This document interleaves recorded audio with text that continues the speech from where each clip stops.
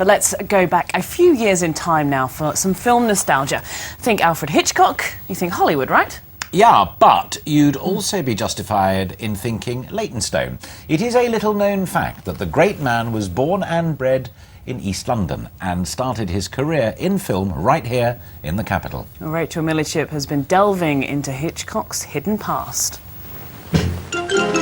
Oh, good evening. I was just about to send greetings to an old friend. The face and the voice are unmistakable. Alfred Hitchcock, filmmaking legend. His Hollywood successes are celebrated, but what's less well known is that Hitchcock started life in distinctly unglamorous Leytonstone in East London.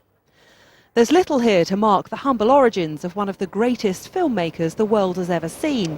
No museums, no statues, just one or two almost hidden reminders that this is where it all started for the master of suspense.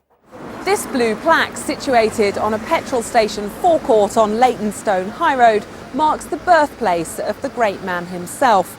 Sandwiched between the Best One Express and Chick's Chicken and Pizza, it is perhaps one of London's less scenic heritage sites.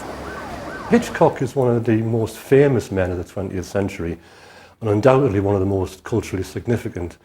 But his associations with East London have often been overlooked. The majority of his serious biographers are American, and the portion of their life they're primarily interested in is, of course, his American years. This was the street where Hitchcock went to school, and it was to Leytonstone police station his father sent him as a small child with a letter for the sergeant, asking to have the boy locked up for 10 minutes to teach him a lesson after he'd been naughty. The experience of being harshly or wrongfully treated reoccurred later in his films. Trips the young Hitchcock made to fairs and circuses on Wanstead Flats were also influential. The famous fight scene in Strangers on a Train takes place in a fairground. And it's known he was a keen cinema goer and often visited the EMD Cinema in Walthamstow, currently the subject of a fight, to stop it from being turned into a church. In Hitchcock's day, there was around 30 cinemas within easy travelling distance of where he lived. All of which are now gone except one, which is the EMD Cinema in Walthamstow, which is a very, very famous cinema and actually played host to one of London's first ever film shows in 1896. And that's the only one left.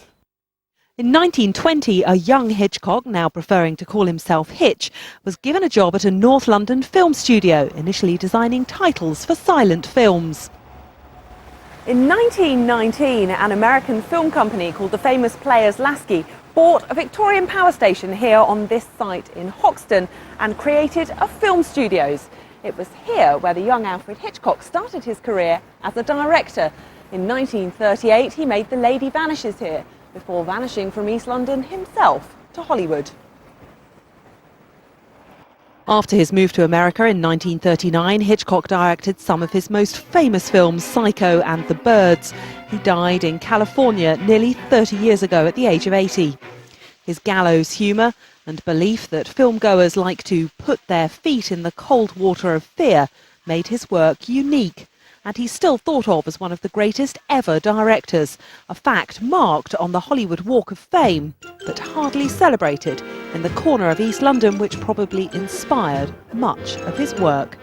Rachel Millichip, London Tonight. Brilliant.